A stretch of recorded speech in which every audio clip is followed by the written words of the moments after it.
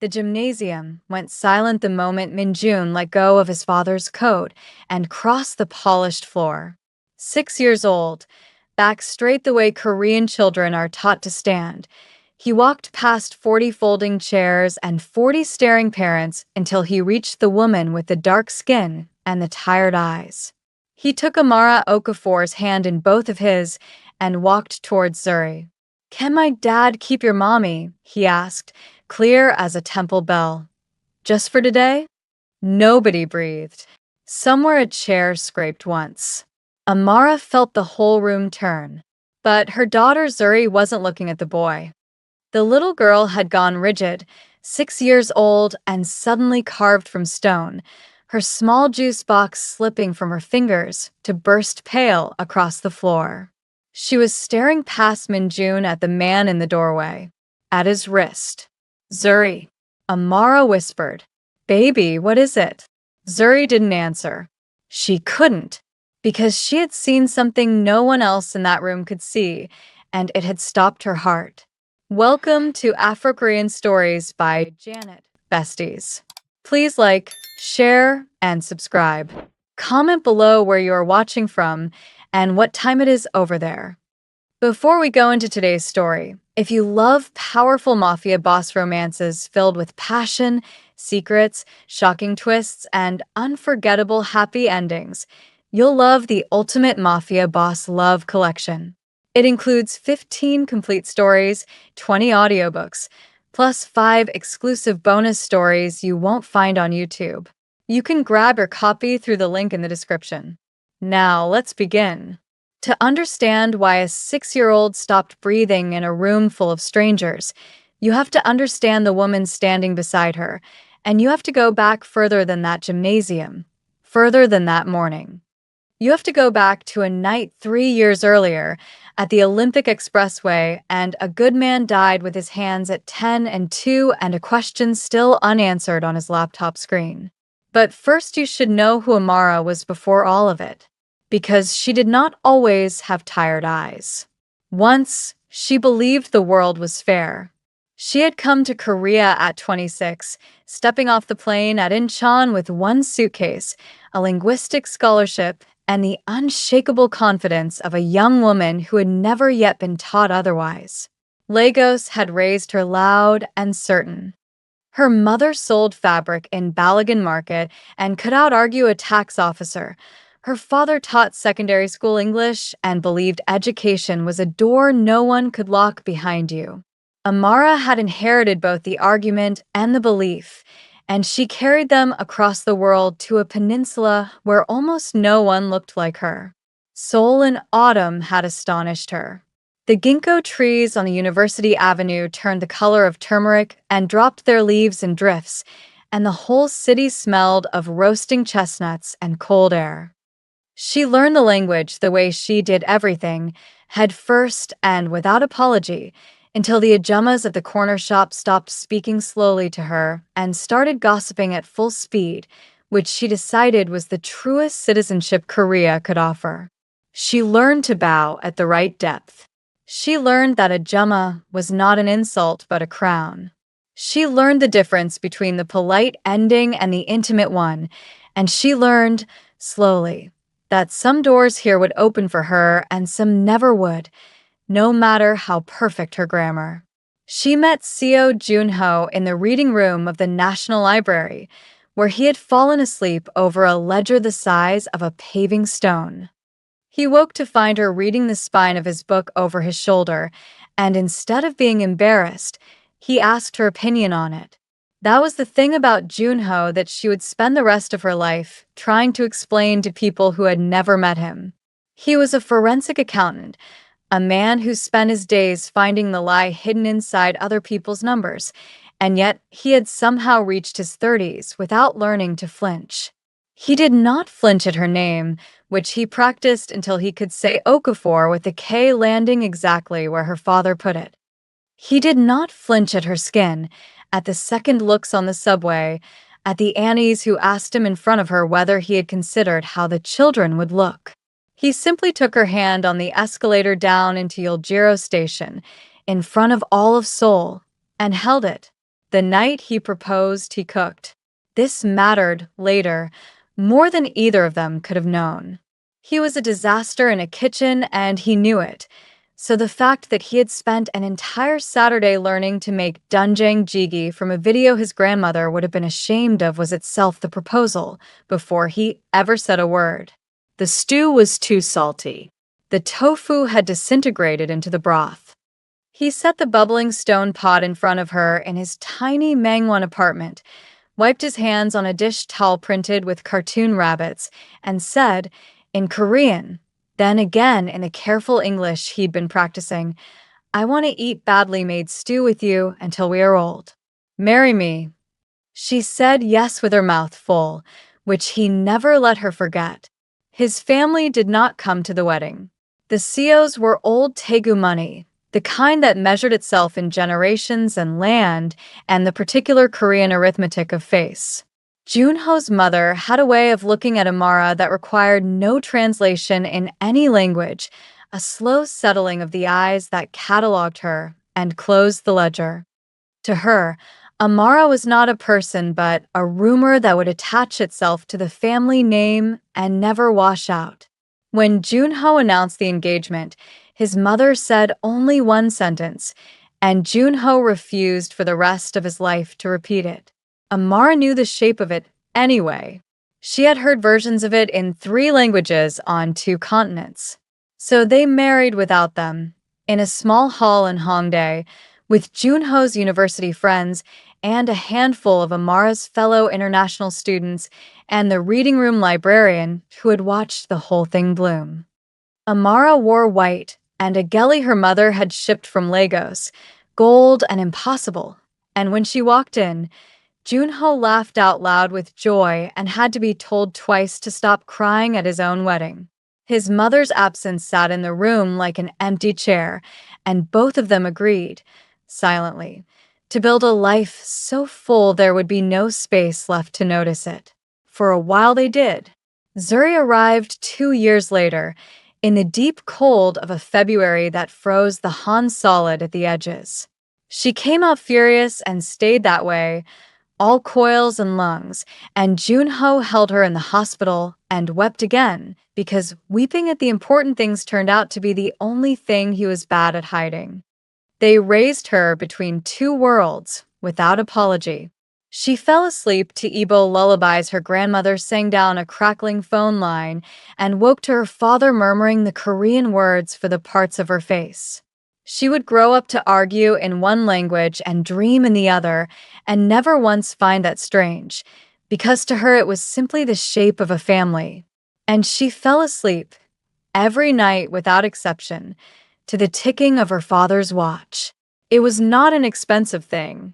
Junho could have afforded better and never wanted it.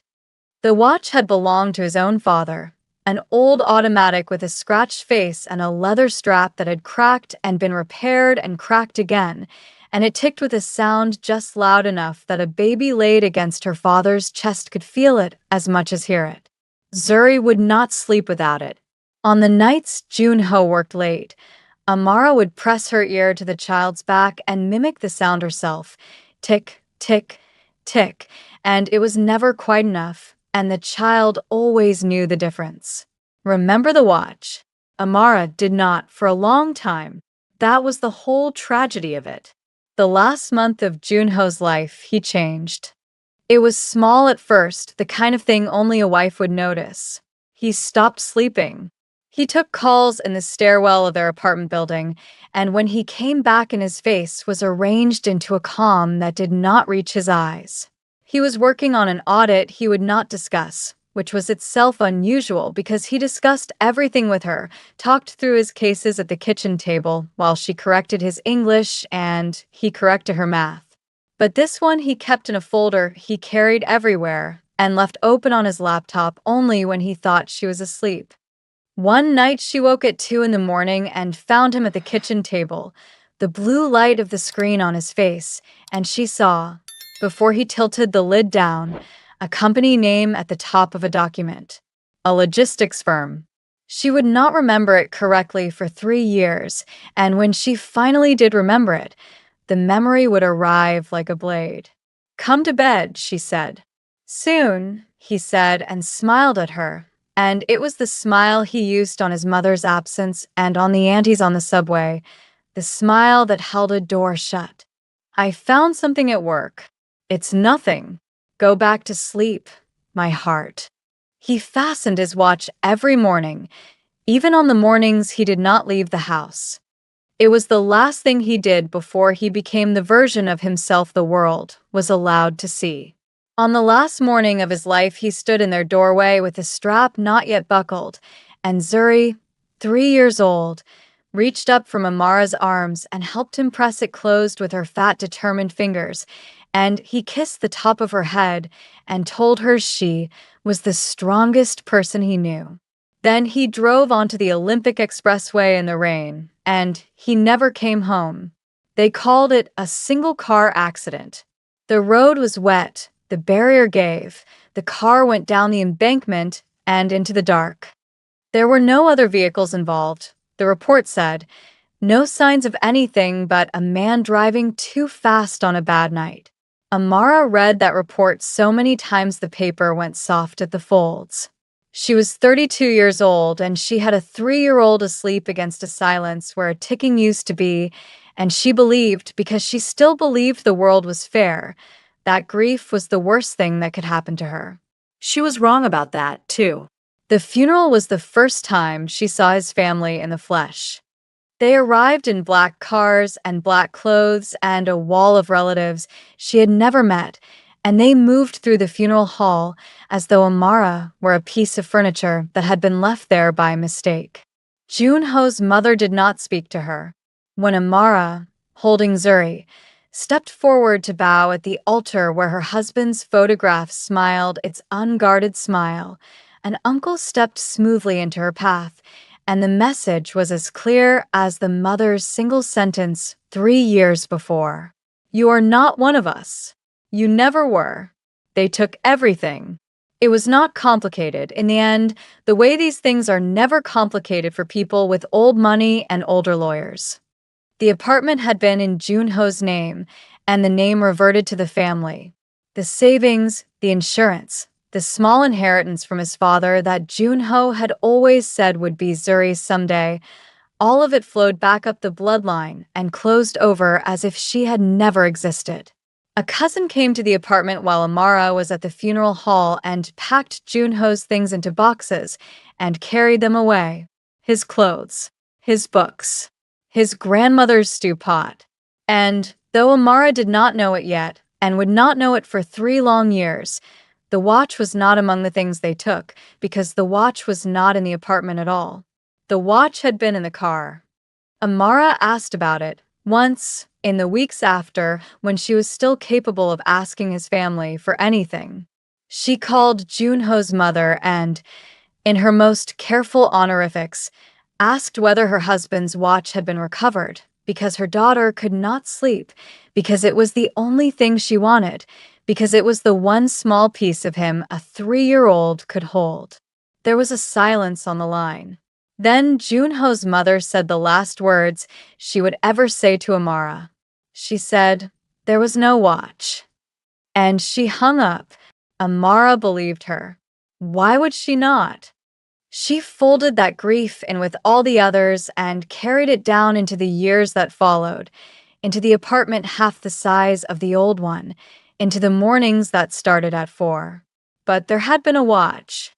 And somewhere in Seoul, that very night, a man she had not yet met sat alone in a dark room, turning a scratched old timepiece over and over in his hands, listening to it tick, and beginning to understand exactly what he had let happen. She never asked his family again. She learned instead to stop asking anyone for anything, which is a skill and a wound and the beginning of everything that came next. 3 years is a long time to learn how to disappear in a city of 10 million people. Amara learned it the way she learned everything, thoroughly. She learned which convenience stores marked down the gimbap at 9 at night, and which landlords would rent to a foreign woman with a child and no husband, and which would look at her over their glasses and suddenly remember the room was taken.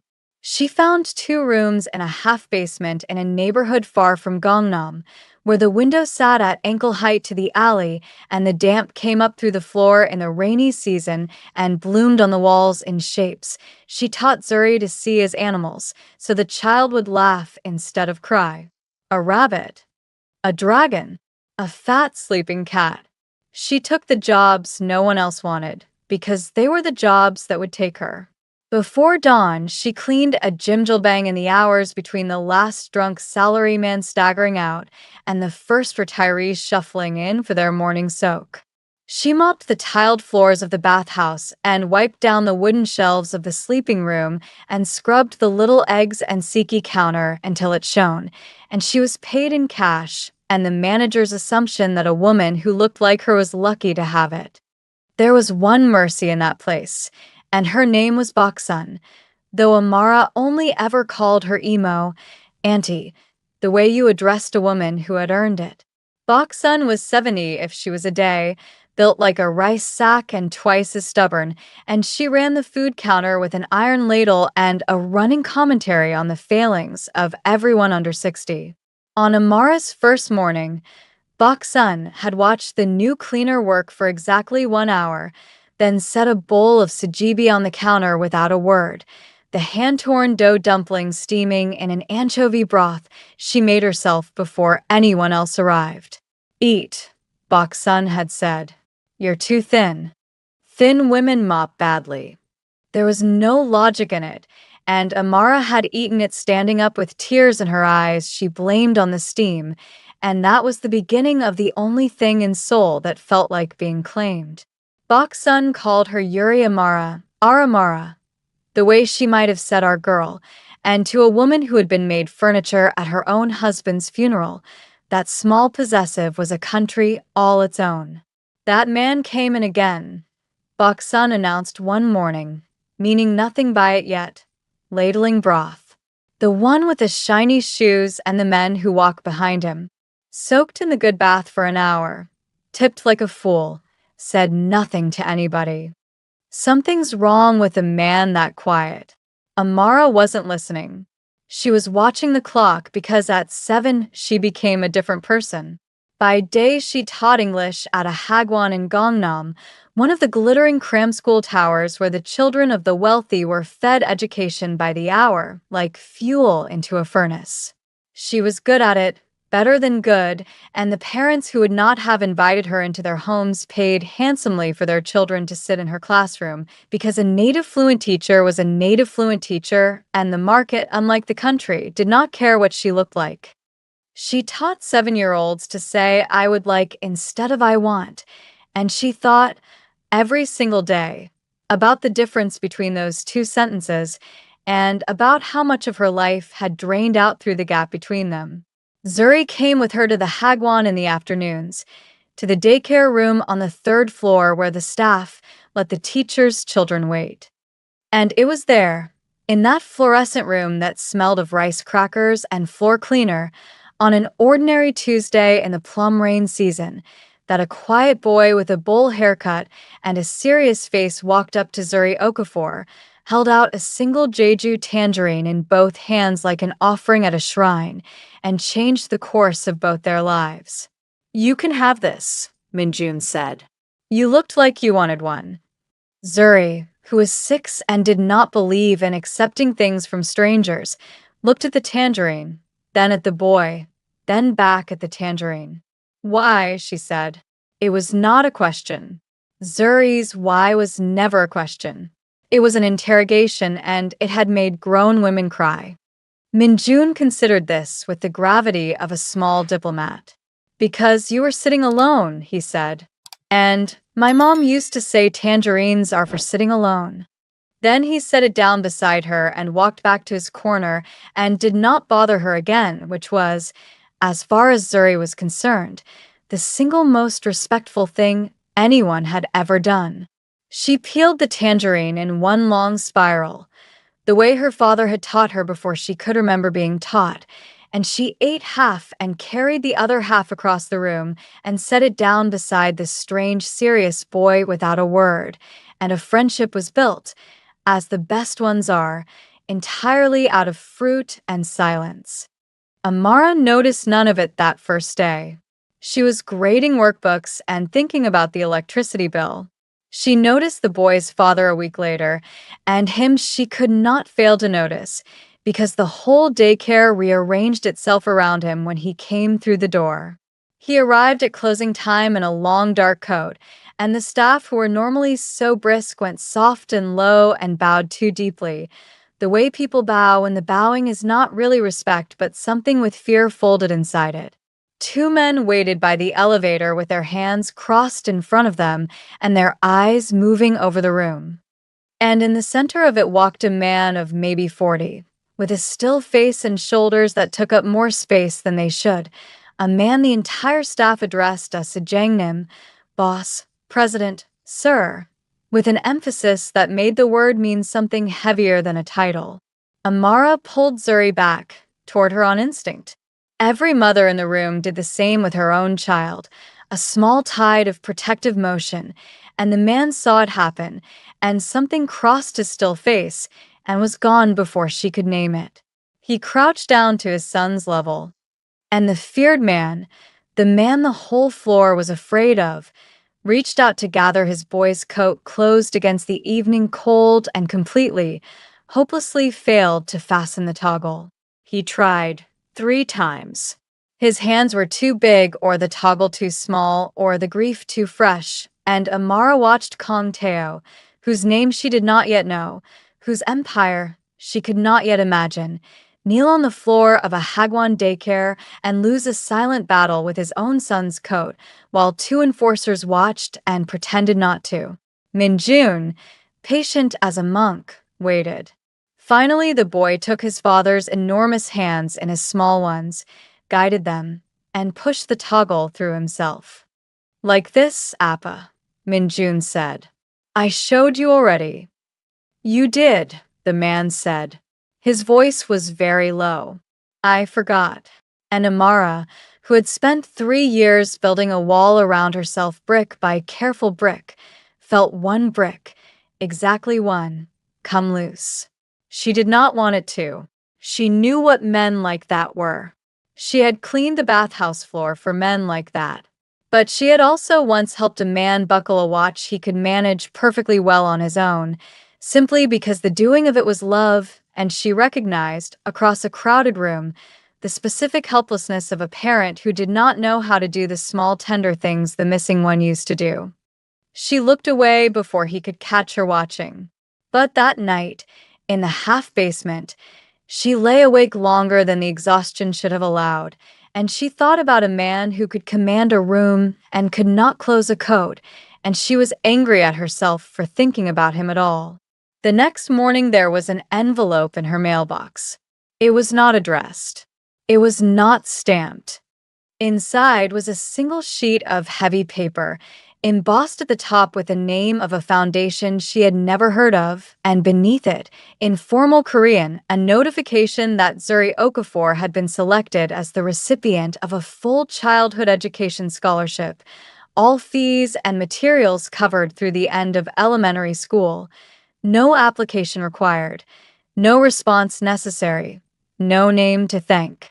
Amara stood in the cold stairwell in her cleaning clothes and read it 4 times. She had not applied for anything.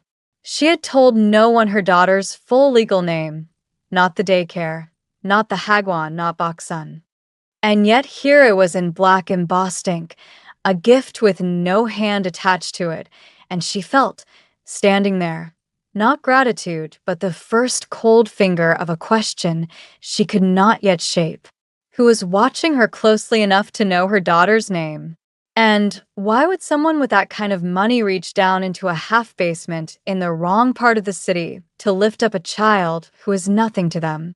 She folded the letter and put it in her pocket, and she told herself she would find out.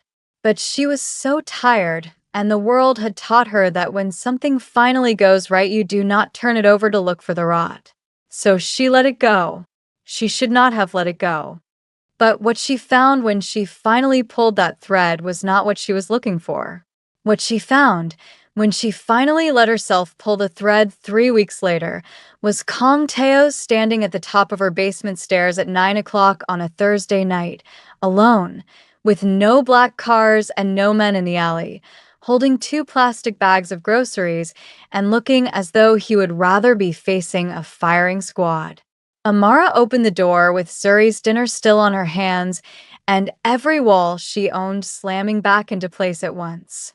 Sayanknim. She used the title the daycare used, and she made it a fence. You're at the wrong door. I'm at the right door, he said. That's the problem. He looked down at the bags in his hands, as if surprised to find them there. I overstepped. The scholarship. I know you know it was me. My people are not as invisible as they think. He set the bags down carefully on the top step, keeping his distance, a man who understood exactly how large he was and how small a stairwell could make a woman feel. I came to apologize. Not to buy anything. There's hoback juk in there, the pumpkin porridge. My son says your daughter had a cough. That's all. I'll go. He turned to go. And Amara, who had rehearsed 100 cold dismissals in 3 years of practicing them on her own reflection, heard herself say the last thing she intended to say. Why my daughter? He stopped on the stairs. For a moment he didn't turn around, and when he did, the still face had something moving under it. Because my son eats lunch alone, he said, except on the days your daughter sits with him. Because a woman who works 2 jobs shouldn't have a child who learns worse than a child whose father buys the school a new wing. He paused. And because I know what it is to raise a child in a country that has already decided about them, I thought I could make one thing easier. I did it wrong. Clumsy. I'm sorry. Then he climbed the stairs and was gone, and Amara stood in her doorway holding the fence she had built out of one word, and it did not feel as sturdy as it had a minute before. The porridge was still warm. She ate it standing at the counter after Zuri was asleep, and she hated how good it was. That was how it began. Not with grand gestures, but with a slow, terrifying accumulation of small ones. He did not send flowers. He sent, through Minjun to Zuri, a book of Korean folk tales with the hard words underlined in pencil because he'd noticed Zuri reading above her level. He did not ask Amara to dinner. He asked once, standing well back at the daycare door with his hands visible and his voice pitched for her ears only, whether she would object to him walking the 2 children to the bakery downstairs while she finished her grading, and he waited for the answer as though it mattered more than anything his men could bring him. She said yes. She told herself it was for the free half hour. It was not entirely for the free half hour. Sol, of course, noticed. Sol noticed everything. The whispers started at the Hagwon first, in the low register's mother's reserve for the delicious and the forbidden. Amara had learned long ago to read a room she was being discussed in, the sudden interest in phones, the conversation that dropped a half-tone when she entered the teacher's lounge, the specific quality of a silence that has a shape carved out of it just her size. She heard the phrase before she was meant to, the foreign woman, and Kong. You know which Kong. And then a word she had to look up and wished she hadn't. Jokbo, they whispered, but not the family register kind, the other kind, the underworld kind, the ledger of men who moved things through the port at Incheon that were not on any manifest. She went home that night and searched his name, and the first cold finger became a whole cold hand. Kong Teo ran a logistics company. That was the clean word for it, the word on the building. The unclean words lived in old news articles she read by the blue light of her phone with Zuri breathing beside her. Articles that used careful legal language like alleged and no charges filed and under investigation. articles about goods that vanished and rivals who retired suddenly to the countryside, and one prosecutor's office that had spent years trying to build a case out of smoke. He had never been convicted of anything. He had also never quite been clean, and the gap between those two facts was exactly the size of the men who bowed too low. She should have run. Any sensible woman would have run. She had a daughter and a wall and 3 years of hard-won invisibility, and here was a man whose visibility could swallow her whole. But she thought about the coat toggle, and she thought about a country that had made her furniture, and how this man, whatever else he was, had never once looked at her the way Junho's mother had looked at her. And she was so tired of being the only warmth in her daughter's life. "You're doing something stupid," Bok-sun told her flatly the next morning, ladling sajibi, because Bok-sun knew everything that happened in that Jimjilbang and most of what happened in the district. "That quiet man with the shoes. He asks about you now. Did you know that? Tips me a 50 and asks, is Yuri Amara eating enough?" She jabbed the ladle in Amara's direction. "Men like that don't ask questions they don't already know the answer to. Be careful, girl. A soft voice is the most expensive thing a dangerous man owns." "He's just a father," Amara said. "So was your husband," said Bok-sun, and then looked stricken, because it had come out sharper and truer than she meant, and the two women stood in the steam of the anchovy broth and did not know what to do with it. The thing about Zuri and Minjun, though, the thing that wore Amara's caution down faster than anything Kong himself could have done, was that they were becoming a fact she could not argue with. Zuri had not laughed like this since before. Amara had almost forgotten the specific sound of her daughter's real laugh, the ugly honking one that came out only when the child forgot to guard herself, and Minjun produced it reliably, usually by being so relentlessly literal that Zuri's whys broke against him like waves on a rock. She asked him once, testing, why the sky was blue, expecting the interrogation to unsettle him as it unsettled adults, and Minjun thought for a long, serious moment and said, "Because if it was green, we'd get confused about the grass."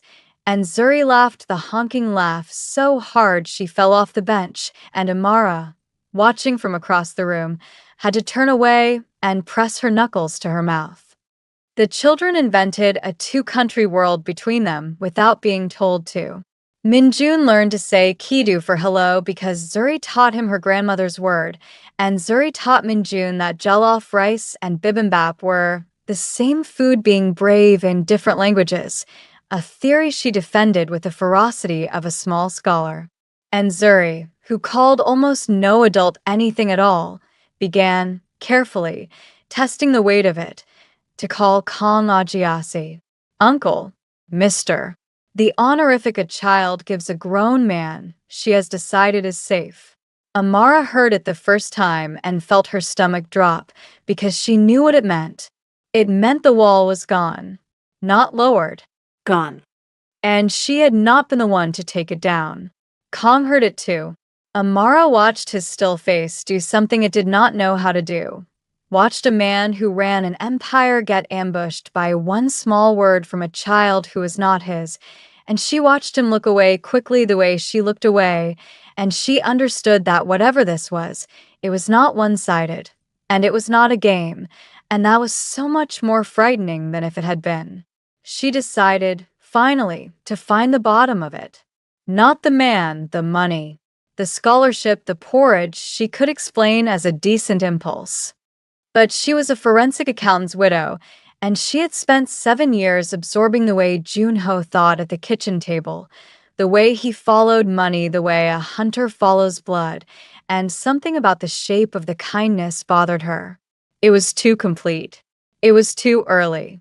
It had started before she and Kong had ever spoken. She still had one friend from Junho's world, a junior colleague of his named Haun, who had cried harder at the funeral than Junho's own relatives and who now worked at a mid-sized firm doing the honest, boring work of tracing money through shell companies.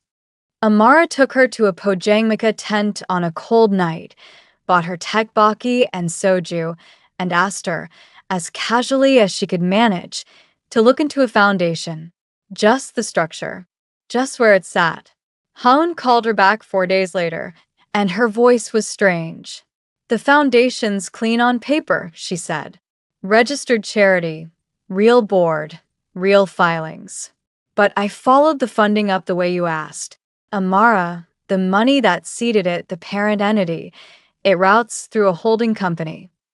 She paused, and Amara heard papers shuffle, heard a woman deciding how to say a hard thing. It's one of Kong Teoa's. The porridge man. I think you already knew that part. But that's not why I called. Then why did you call? Amara said, and the Pojangmika tent and the whole city seemed to go very quiet around her. Because the holding company, Haun said. The name. I recognized it. Amara, I recognized it from Junho's files. The audit. The one he wouldn't talk about. The one he was working on when she stopped. That company. It's the same company. The one your husband was investigating the month he died is the same company that's quietly been paying for your daughter's shoes. Amara did not remember hanging up the phone. She remembered the cold. She remembered the specific rubbery texture of the tekbaki going tasteless in her mouth. She remembered thinking, with a clarity that felt like falling, that she had let this man walk her children to the bakery. She confronted him the next night. She did not plan to. She had planned to be cold and careful and to gather more before she moved. But he arrived at the daycare to collect Minjun, and she looked at his still face and the careful, gentle way he had with the children, and the whole thing rose up in her throat and came out. Why us? She said, low, in the empty stairwell where the children couldn't hear. Not the question she'd asked before. A harder one. The real reason. Not the lunch. Not the coat. You found us before you ever met us. You reached down into the worst part of the city and picked out my daughter's name before your son had ever said it to you. A man like you does nothing by accident. So tell me, Why? us. For a long moment she thought he would lie. She saw him choose not to, and she saw what it cost him. Because I help people who deserve better than what this country gave them, he said. That's true. It's not the whole truth. But it's true. His jaw worked. Amara. There are things I've done that I can't undo. Things I carry. Helping you, it's the closest I get to setting one of them down, even for an hour. Please don't ask me what I'm setting down. Not yet. I'm not. His voice, that low, steady voice, cracked for the first time she had ever heard. I'm not ready to lose the way you look at me. It's the only thing in 10 years that's made me feel like a person and not what they call me. And Amara, God help her, almost believed it was enough. Almost let it be enough. Because she wanted it to be, and because she was tired, and because a woman can carry only so many unanswered questions before she starts letting some of them sleep. But the viewer knows what Amara did not. The viewer has not forgotten what the little girl saw in the doorway, the thing that turned her to stone. The viewer knows there is a watch coming. She let it be enough for 11 days. 11 good days, the best she'd had in 3 years, which was its own cruelty, though she couldn't know it yet. And on the 11th day, Kong Teo asked if he could cook for them. It undid her that he asked at all. Not commanded, not arranged, not send a chef. Asked. He stood in the doorway of her half-basement, which he had never once tried to enter, and he said he was a terrible cook, but there was one thing his own mother had taught him before she passed, one thing he could make, and he liked to make it for the girls, if she'd allow him into her kitchen. And Amara looked at this enormous, dangerous, careful man asking permission to stand at her stove, and she stepped back and opened the door. He made doenjang jjigae. Amara did not tell him what that stew meant. She could not have gotten the words out.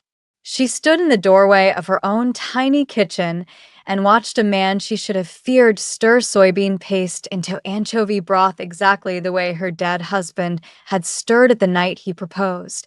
Badly, with too much salt, the tofu falling apart into the broth, and she pressed her hand over her mouth and did not make a sound. The girls set the table.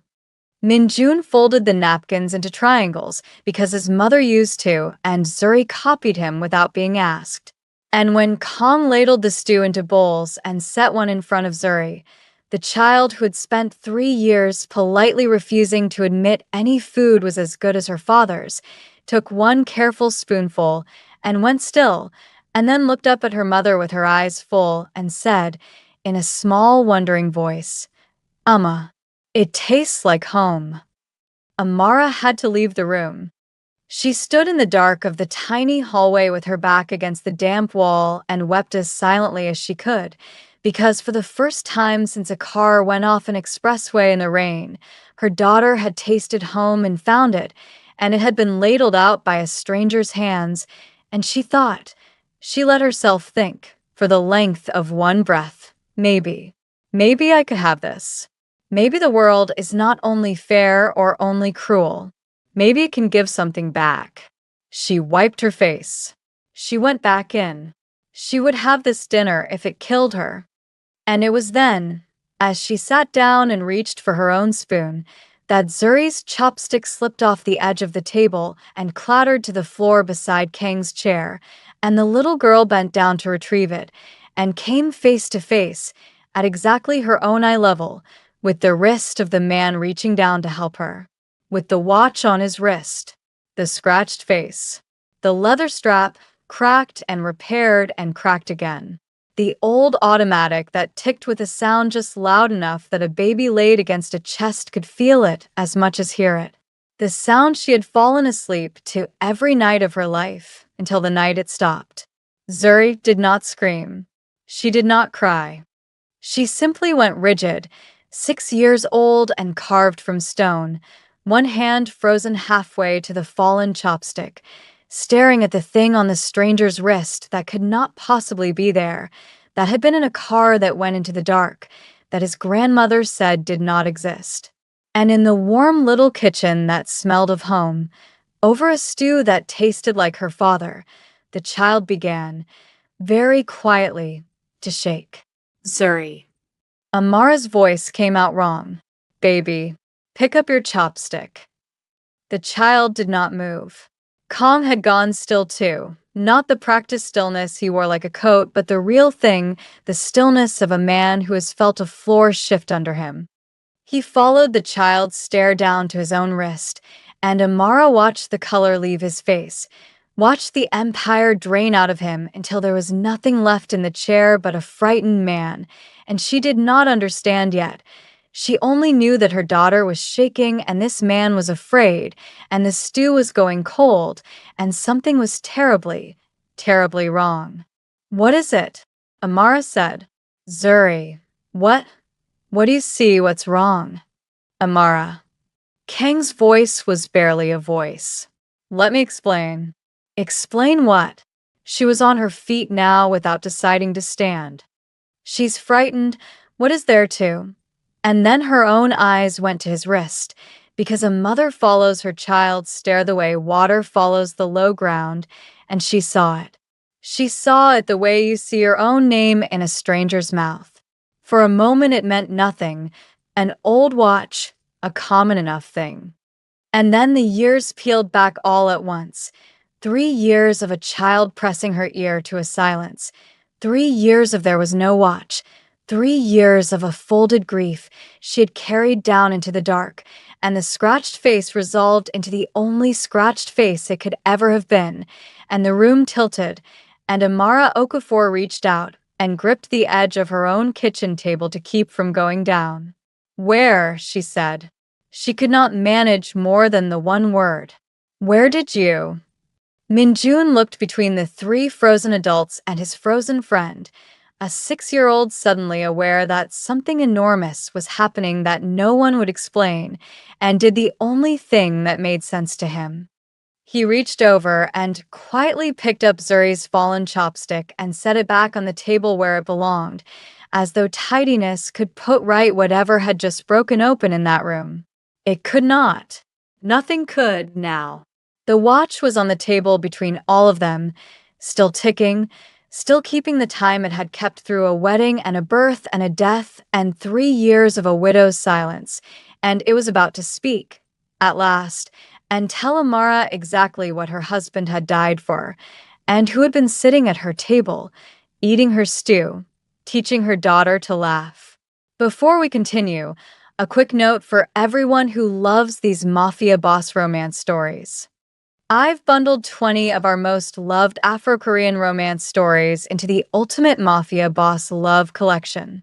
You'll get all 15 complete stories, 20 audiobook versions, plus 5 exclusive bonus stories you won't find on YouTube. If you'd love to enjoy these stories anytime without ads or interruptions, you'll find the link in the description below. He told her everything. He had to. The watch had already told the first and worst of it, and a man cannot half open a grave. But he asked her first, in a voice scraped down to nothing, if the children could be sent to the other room. Amara nodded. She could not speak. Minjun took Zuri's hand, Zuri, who was still shaking, who had not blinked, and led her into the tiny bedroom where the cartoon damp stains lived on the wall, and he did not ask her what was wrong, because he was a child who understood that some questions only make the answer heavier. He just sat with her on the floor beside the fat sleeping cat stain and held her hand, two children on the wrong side of a closed door while the adults on the other side took apart the world. Kong set the watch on the table. He could not seem to keep it on his wrist another second, now that it had been seen for what it was. Your husband was Seo Junho, he said. It was not a question. The forensic accountant. I knew his name before I knew yours. I've known it for 3 years. He pressed the heels of his hands against his eyes, an oddly human gesture from so large a man. I didn't know you were his. Not at first. Okafor, I didn't connect it. There was no reason to think. And then one day at the daycare, I heard a teacher say your full name, and I heard your daughter call you Amma, and I did the arithmetic, and I have not slept properly since. Say it plainly, Amara said. Her voice had gone flat and hard, a voice she did not recognize as her own. You've said a great many careful sentences to me. Say this one plainly. How do you have my husband's watch? So he said it plainly. 3 years ago, he told her, he had run the same logistics operation he ran now, moving the same goods through the same port, in the same gray space between the clean word and the unclean ones. And 3 years ago, a forensic accountant working an audit for a client bank had followed a thread of money the way a hunter follows blood, straight into the heart of an operation that could not survive being seen. Not Kang's operation alone. Something larger, older, above him, a structure of men to whom Kong answered, men who did not tolerate light. Junho had found the thread. Junho had been close, stays close, to pulling it all the way out. I want to be exact with you, Kong said, because you deserve exactness, and because if I make myself sound better than I am, you'll hear it. You're his wife. You'll hear the lie. So, I did not order it. I want you to know that, not because it makes me innocent. It does not, but because you should have the true shape of the thing you're going to hate me for. I did not know they were going to do it. I knew your husband was a problem. I said so, in a room, to the men above me. I said, the accountant is getting close.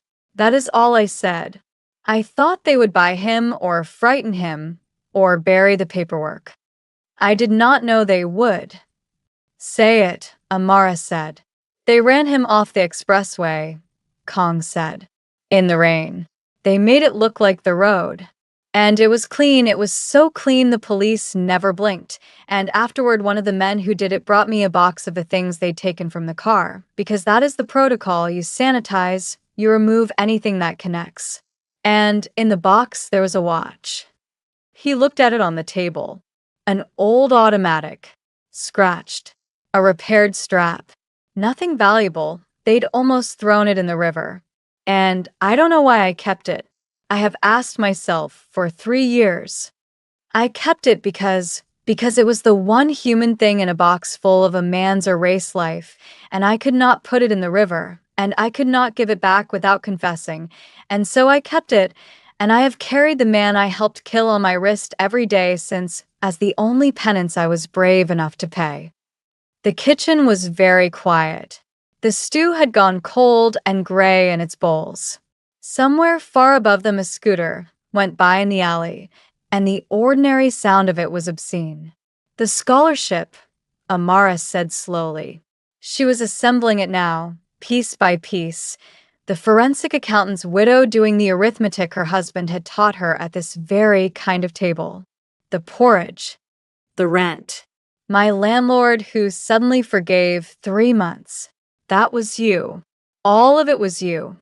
Yes. Because of guilt. Yes. You looked at the woman your world had widowed and the child your world had orphaned, and you decided the way to feel better about it was to buy her shoes, to pay her rent, to ladle out my husband's own stew to my husband's own daughter and watch her say it tasted like home. Amara was not shouting. That was the terrible part. She was speaking very softly, and each soft word landed like a blow. You made yourself into our miracle. Do you understand what you did? For 3 years I have been trying to teach my daughter that the world can still be kind. And the kindness, the one kindness that finally reached us, was you, feeling better about her father's grave. Kong made a sound that was not quite a word. I did not plan to feel, he started. I know you didn't, she said, and that was worse than if she'd screamed, because it was true, and they both knew it, and the truth of it sat in the room like a fourth person. That's what I can't survive. If you'd planned it, I could hate you cleanly. But you fell into my daughter's lap the same way I fell into your careful hands and your ruined stew, and now I have to hate a man who is the closest thing to a father my child has had in 3 years, and I have to do it tonight, at this table, over this exact food. And here, if you have been carrying this story with Amara, if the pumpkin porridge and the coat toggle and the two halves of a tangerine built something in your chest across this hour, here's the place to press pause for 1 second and tap that subscribe button, because what Amara did next is the reason this channel exists, and staying with her through it is the whole point. Now back to that cold kitchen. Amara did not throw him out. She wanted to. Every cell in her body that had spent 3 years building walls wanted to open the door and shove the empire and the guilt and the watch back out into the alley where they came from. But she was Junho's widow, and she had absorbed more of him than his math, and some quiet, unbearable part of her had already leapt past her own grief to a colder, sharper question.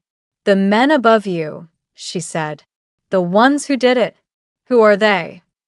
Kong went still in a new way. Amara. No. You said you were exact with me. Be exact now. My husband found something worth killing him for, and it's still out there, and you know exactly where. You've known for 3 years.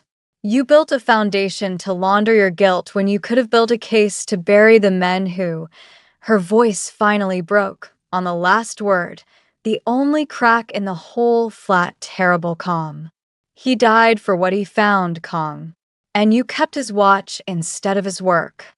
If I move against them, Kong said, very low, I am dead.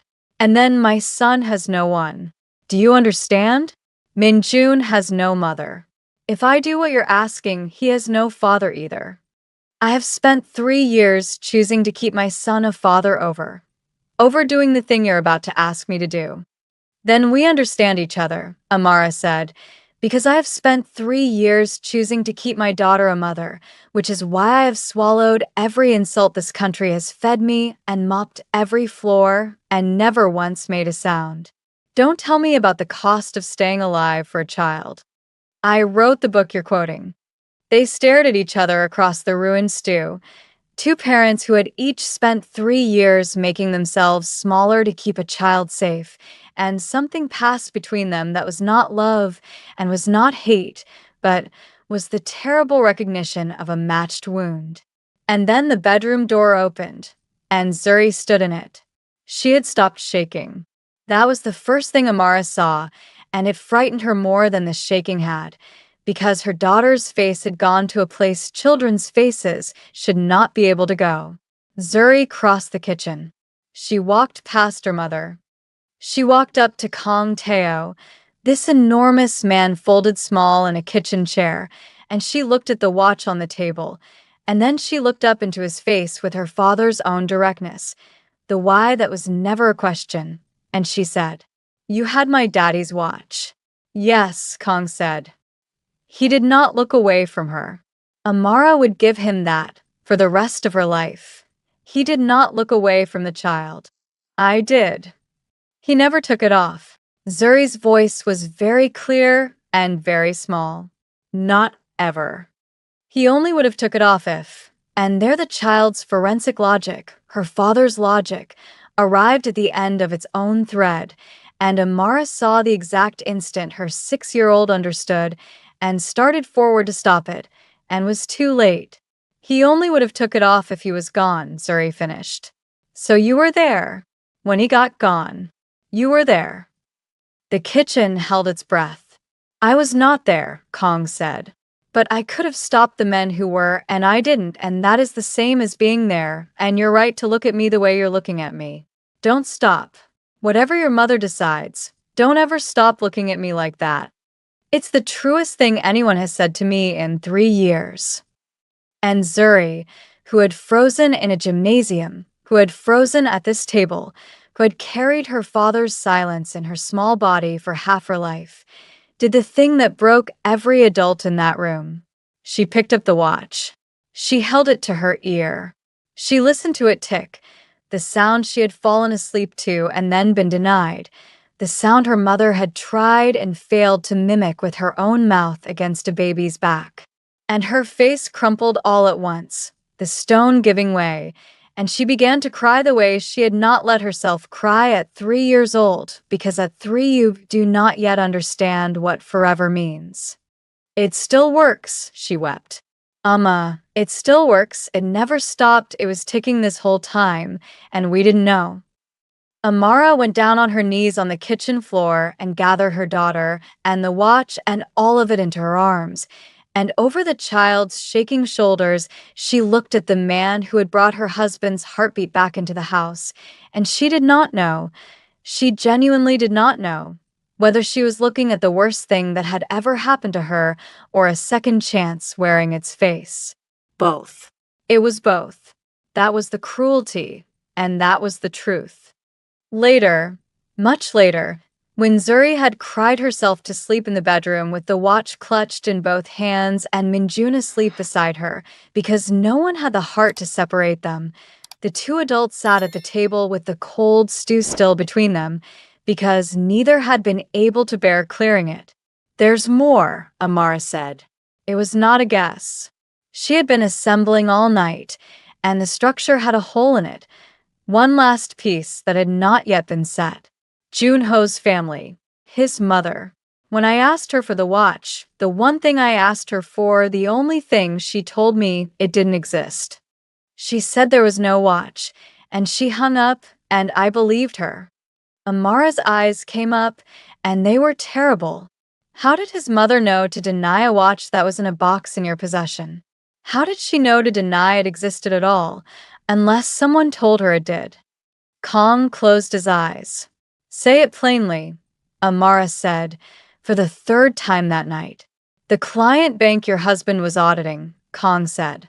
"The one that hired him. The board. The old money." He opened his eyes. Amara. "The CO family. Your husband's family. Their capital was in it. The thing he found, the thing he was days from pulling out into the light, it would have taken down the men above me, yes. But it would also have taken down his own family's fortune. Everything. The land, the name, 3 generations of it. He said the last part so quietly she had to lean in to hear the thing that would recolor every memory she owned. They didn't close the door on you because you were foreign, Amara. That was the story they let you believe because it was a story you'd already been taught to accept. They closed the door because your husband died finding out what they'd done, and they could not have his widow anywhere near the thing he'd found. The rejection wasn't racism. It was a cover-up wearing racism's face. It was cheaper for them to let you think they hated your skin than to let you wonder why they were really burying you. And there it was, the last piece set into the hole, completing the terrible structure. 3 years Amara had carried the specific wound of being made furniture at her husband's funeral, being told there was no watch, being erased for the color of her skin by a family too proud to claim her child. 3 years she had built her understanding of her own life on that foundation. And it had been a lie laid over a deeper crime. Her husband had not been rejected despite being honest. She had been erased because he was honest, because his honesty had aimed itself at his own bloodline, and they had buried the truth and the man and the woman and the child all in one efficient motion, and let her believe it was only prejudice, because prejudice was a wound she already knew how to survive. Amara sat very still in her half-basement kitchen, under the damp-stained animals, beside the cold stew, across from the man who had killed her husband by staying silent and kept his heartbeat by staying guilty, and she understood at last the full and exact shape of what had been done to her family. And something in her, some last soft thing that had survived 3 years of floors and silence and Yuri Amara and pumpkin porridge, went hard and clear and still. She was not going to run. She was done running.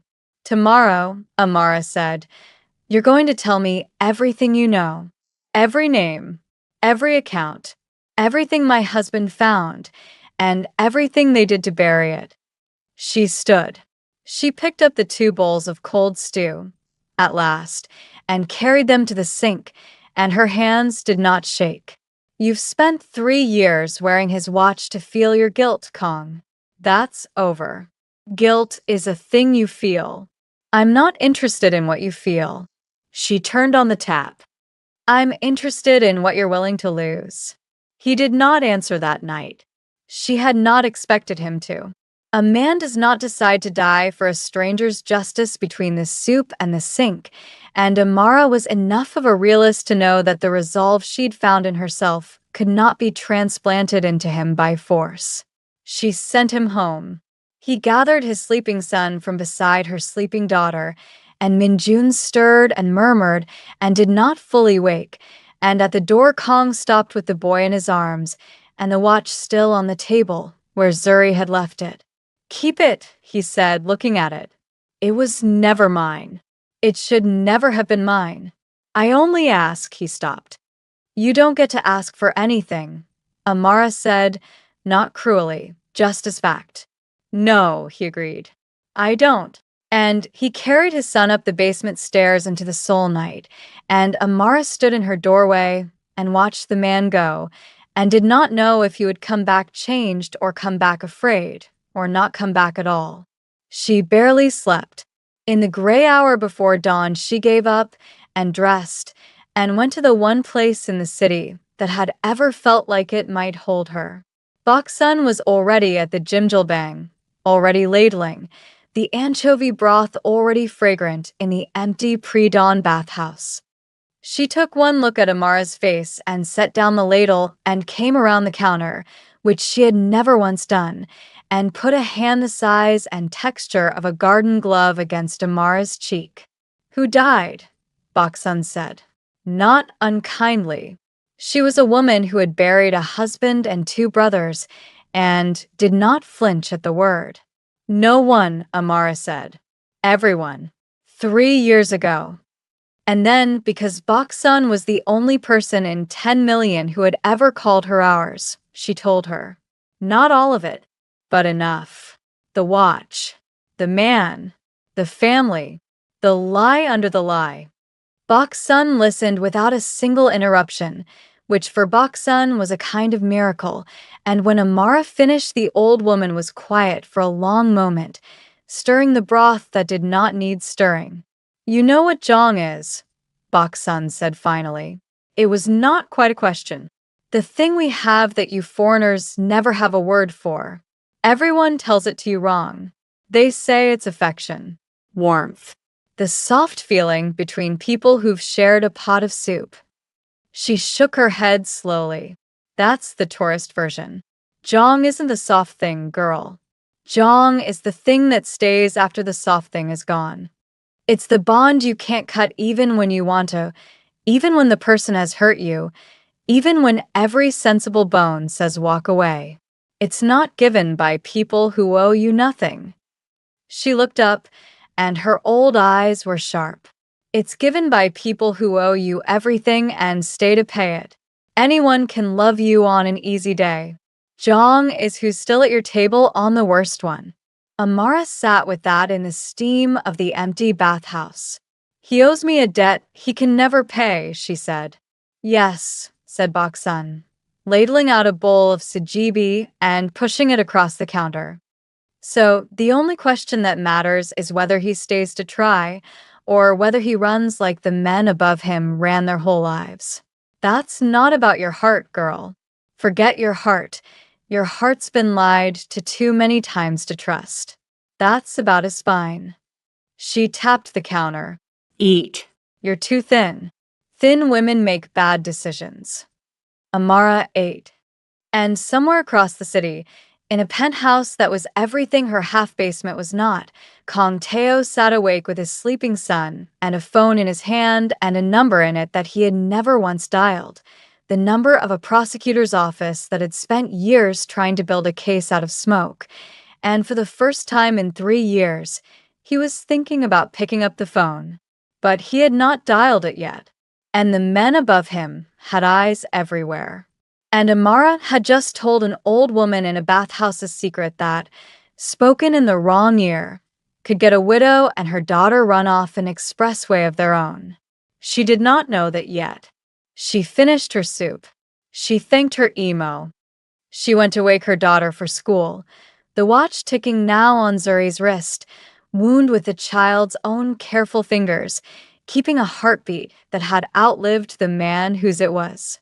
The reckoning was coming, but it would not come the way any of them expected. He dialed it 3 days later. Amara knew the exact hour, because he told her afterward, and because those 3 days had been the longest of her life since the ones that followed a car going off an expressway.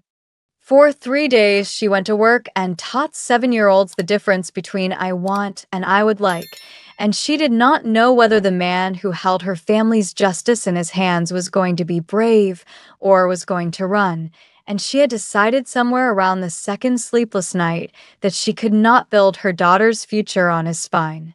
If he ran, she would go to the prosecutors herself, with the watch and Holland's paper trail and everything Junho had left behind, and she would probably lose, and they would probably bury her the way they buried her husband, but she would not spend 1 more year mopping floors on top of a lie. She was drafting that plan at her kitchen table, in Junho's own posture, when Kong called and said he had spent the morning in a room with a prosecutor named Prosecutor Yoon, and he had not come out the same man who went in. I gave them everything, he said. His voice was strange, hollowed out, but lighter, the way a house is lighter after a fire. Names, accounts, the routing through the port, the night your husband, the men who did it, where they were who sent them. I gave them the CO family's exposure, the capital, all of it. Amara, I confess my own part. Do you understand what that means? I put myself in the box with them. Prosecutor Yoon offered me considerations for cooperating, but I am not walking away from this clean. I made sure of that. I told him to write down every silence I kept for 3 years. A pause. I could not sit at your table again as a man who let it happen and paid nothing. So I made sure I pay. Amara gripped the phone. You know what they'll do to you. The men above you. Yes. They'll kill you the way they killed him. They'll try, Kong said. Prosecutor Yoon has moved us, Min-jun and me, somewhere. There are people watching the building. It won't hold forever. Men like the ones above me have long arms and longer patience. Another pause, longer. But your husband found something days from pulling into the light, and then the light went out for 3 years because everyone who knew was too afraid to hold it up. I decided I'm done being the reason it stayed dark. Whatever happens to me now, the light's up. It's in Yoon's hands. They can't kill all of us. And Amara understood that this was the thing Bok-sun had meant, not the soft feeling, the spine. The man had stayed at the table on the worst possible day, and he had paid, and he was still paying, and he had done it knowing it might cost him the one thing he'd spent 3 years protecting. Min-jun, she said. That's the thing I have to ask you, Kong said, and for the first time his voice failed. It's the only thing I'll ever ask you, and you have every right on earth to say no.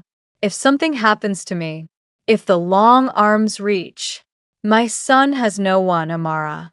His mother's gone, and my family is the men in that box. There's no one. Except that in 3 months he learned to fold napkins into triangles again because your daughter copied him, and he laughs now. I hear him laughing through the wall, and I'd forgotten what it sounded like. If something happens to me, will you? Don't, Amara said. Don't ask it over phone. Then I won't ask it at all, he said. I have no right. Forget I mean, Amara said, and her own voice cracked now. Don't ask it over a phone. Ask me when you're standing in my kitchen. Come to dinner. Bring your son. We'll clear the good stew this time, instead of letting it go cold. And you'll ask me like a person, at a table, the way you should have asked me everything from the start. There was a silence on the line so complete she could hear the man breathing. You'd let me back in your kitchen, he said. After. I haven't decided anything, Amara said, which was true and was not true, in the way the most important things are both. I've decided one thing. My daughter is not going to grow up learning that when a man does a terrible thing and then does the hardest right thing, we slam the door anyway. That's the CO family's lesson. Face over blood. I'm not raising a CO. She wiped her face. Come to dinner. That's all it is. Dinner. The case broke slowly, then all at once, the way these things do when the smoke finally has a fire under it. Prosecutor Yoon had spent years unable to build anything that would stand, because everyone who knew was either paid or frightened or dead, and a case made of smoke does not survive a courtroom. But a case made of a cooperating insider, a forensic audit recovered from a dead accountant's own files, a paper trail traced by an honest junior analyst named Haun, and a watch pulled from the wreck of a murdered man. That was not smoke. That was iron. The arrests came over a period of weeks. The men above Kong, the ones with the long arms, discovered that arms are only long until someone with a badge is holding your wrist. And the CO family, the old Taegu money, the land, the name, 3 generations of face, woke one morning to find their capital named in an indictment and their fortune frozen and their pride, that most expensive thing they owned, spread across every news channel in the country. Amara did not gloat. She had expected to and found she couldn't. When she saw Junho's mother's face on the news, the woman who had made her furniture, who had said there was no watch and hung up, she felt no triumph, only a strange, exhausted grief for how much cruelty a person will manufacture to protect a lie they've mistaken for their honor. But there was one thing she made sure of. She went to Prosecutor Yoon herself, and she gave a statement, on the record in careful Korean and blunt English both, and she made them write it into the case the way Kong had made them write down his silences. She made them establish, in a document that would outlive all of them, exactly what Seo Junho had been. Not a man who died driving too fast in the rain. A forensic accountant who followed the money into his own family's crime and did not look away, who was days from pulling the truth into the light when the light was put out, who died honest in a country that had every reason to make him lie. She made them write his name correctly. She made them put the K in Okafor where her father put it, next to his husband and wife, on the record, in the country that had tried to erase them both. And the country at last claimed them, not warmly, not with open arms, but officially, permanently, in ink. The honest man and the widow he'd married against his mother's will, named together in the case that broke the thing he'd died finding. It was not the citizenship of open arms Amara had dreamed of at 26, stepping off a plane certain the world was fair. It was harder and colder, and it had cost more than she'd ever imagined a person could pay. But it was real, and it was hers, and no one could pack it into a box and carry it away while she stood at a funeral hall being treated like a rumor. Kong went to prison. This is not the kind of story where the man who confessed walks free because his heart was in the right place. Amara would not have respected him if he had, and he knew it, and that was perhaps the truest thing about him. He served time, less than the men above him, because he cooperated, but time, real time, the price written down exactly as he demanded. And on visiting days, more often than a sensible woman should have, a black woman and 2 children took the long train out of Seoul to a facility in the countryside, and a girl with a watch on her wrist, and a boy who still folded his napkins into triangles sat across a table from a large, quiet man and taught him the 2 country games they'd invented, and Amara watched, and did not call it love, because love was too small and too easy a word for the thing that was being built across that prison table, brick by brick, on the worst days, which is the only place the real thing is ever built. The first prison visit was a disaster, and Amara has laughed about it since, which is how she knows the family survived it. She had not planned to bring the children. She had planned to go alone once, to say a hard, clean thing to Kang's face, and then decide the rest with a clear head.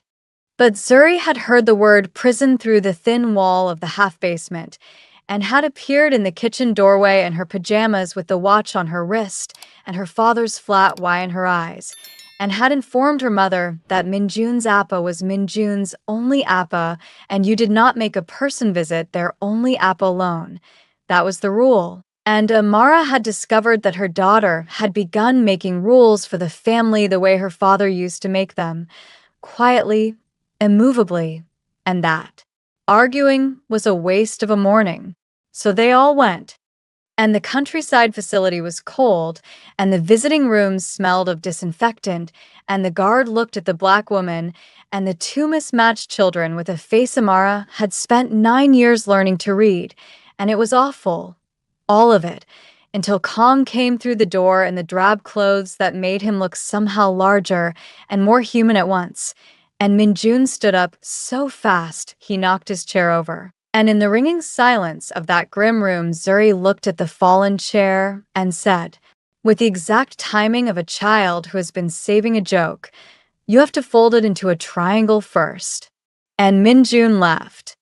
The honking, ugly, real laugh. He caught it from Zuri the way you catch a cold, and it burst out of him in that terrible room and bounced off the disinfectant walls, and the hard-faced guard's mouth twitched despite himself, and Kong put his enormous hand over his own eyes and his shoulders shook, and Amara could not tell, and never asked, whether the man was laughing or weeping, and decided it didn't matter, because in that family the 2 things had long ago stopped being opposites. They came back. That was the thing Amara had not expected of herself. Not the first visit, which was grief and duty, but the 4th and the 9th, and the long train rides that became ordinary, that became the shape of a season. Zuri's face against the window watching the rice patties blur, Minjun folding the train tickets into triangles, Amara grading her students' workbooks with a red pen while two children invented the fifth new rule of a two-country game.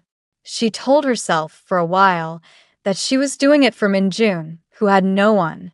It was Bok-sun who took that lie away from her too. "You've started humming," the old woman observed one dawn, ladling broth, months into the train rides. "You didn't used to hum. Thin women who hum are in trouble." "I'm not in any trouble," Amara said. "The man is in prison." "Prison ends," said Bok-sun, with the certainty of a woman who had waited out worse. "And then he'll be standing in your kitchen with nowhere to go and a boy who calls your daughter his sister, and you'll have to decide whether the door opens or stays shut. You've decided already. You decided the night you told him to come to dinner instead of throwing him down the stairs. You just haven't told your own face yet." She pushed the sajibi across the counter. Eat. "Stop humming. It's distracting the retirees." And the retirees, in fact, had noticed. The whole Jimjilbang had adopted Yuri Amara over the years, the way a neighborhood slowly, grudgingly, then completely, takes a person in, the old men who nodded to her now over their morning soak, the ajumas who saved her the good eggs, the manager who had once assumed she was lucky to have the job and now, quietly, without ever saying so, saved her shifts around the prison train schedule. It was not the citizenship of open arms. It was the citizenship of a bathhouse before dawn, earned one mopped floor and one shared bowl at a time, and Amara had come, over the years, to understand that it was the only kind that had ever been real, not the country claiming you in a grand gesture, but a handful of its hardest people deciding, one by one, that your table was worth sitting at. That was the thing the Seo family had never had and never understood, for all their land and all their face. They had Jokbo, the family register, the bloodline written down for generations. They had never once had Jong. And when the indictment froze their fortune and the cameras came, Amara understood that she had ended up, against every odd the world had offered her, the richer of the two households, a half-basement and a prison train and a bathhouse auntie and two laughing children and a watch that would not stop ticking, against 3 generations of money that could not buy a single person willing to sit at the worst table. She thought about telling Junho's mother that once. She drafted the sentence in her head on a prison train, somewhere past Taejun. And then she let it go, because the woman would never understand it, and because Amara had finally, after all these years, stopped needing the people who had erased her to understand anything at all. That, too, was a kind of freedom, maybe the last one she'd been waiting for. Then the spring came when the visits would end, and a chair needed saving at a parent's day, and a boy crossed a polished floor to ask a question a whole story had been walking toward. The years passed the way they do. And on a bright, cold morning in the plum rain season, 1 year and then another after a watch fell off the edge of a table, there was a parents' day at an elementary school in a better part of the city than a half-basement, and 40 folding chairs, and the smell of steamed rice cakes. Amara sat in the 3rd row in a galley her mother had shipped from Lagos, gold and impossible, next to an empty chair she was holding for a man on a countryside train who would be released in the spring. Zuri stood at the front of the class with her father's watch ticking on her wrist, reading an essay she'd written about her family, and she read it in Korean and then, because her teacher had said she could, in Igbo, and not one parent in that room looked away, because Amara Okafor had spent years making sure the school knew exactly whose daughter this was. And when Zuri finished, Minjun, taller now, still serious, still folding the world into neat triangles, crossed the polished floor in front of everyone, the way a smaller boy had crossed a gymnasium floor a lifetime ago. He walked up to Amara. He took her hand in both of his. And with the whole room watching, he asked the question that had frozen a little girl into stone 2 years before, the question this entire story has been walking toward. "Can my dad keep your mommy?" he said. "Just for today?" But this time Zuri did not freeze. This time the little girl who had carried her father's silence in her body, who had listened to a stolen heartbeat tick back to life in a cold kitchen, who had looked a guilty man in the eye and refused to look away, this time she crossed the floor to stand beside her friend, and she looked at the empty chair being saved for a man on a train, and she answered for her mother, in a voice clear as a temple bell, the way her father used to speak. Not just today, Suri said, but he doesn't get to keep her for free. He has to earn every single day. That's the rule. She lifted her wrist, the watch catching the light. My daddy's still counting. And Amara Okafor, who had come to Korea at 26 certain the world was fair, and learned at 32 that it was cruel, and understood at last, somewhere in the years of prison trains and bathhouse soup and a stew that tasted like home, that it was neither, that the world is not fair and is not cruel but is only, ever, exactly as good as the people who refuse to run from its worst tables. Reached out and took her daughter's hand, and did not say yes, and did not say no. She said, "We'll see." And she let the man keep coming home to find out. If you enjoyed this story, imagine having 20 more unforgettable Mafia boss romances ready to read or listen to whenever you want. That's exactly why I created the Ultimate Mafia Boss Love Collection. Inside, you'll find 15 complete stories, 20 audiobook versions, and 5 exclusive bonus stories that aren't available on YouTube. You can get instant access through the link in the description. Hit that subscribe button, smash that like, and drop a comment telling us where you're watching from, because this channel is built entirely on stories like this one. If Zuri's story reached something in you, if you know what it is to be made furniture in your own life and to stand up anyway to build a family out of the wreckage of the one that was taken, then subscribe and stay with us, because there is always another table, another secret, another family deciding whether to run or to stay, and we are going to sit down at every one of them together. Thank you for listening, and I'll see you in the next story.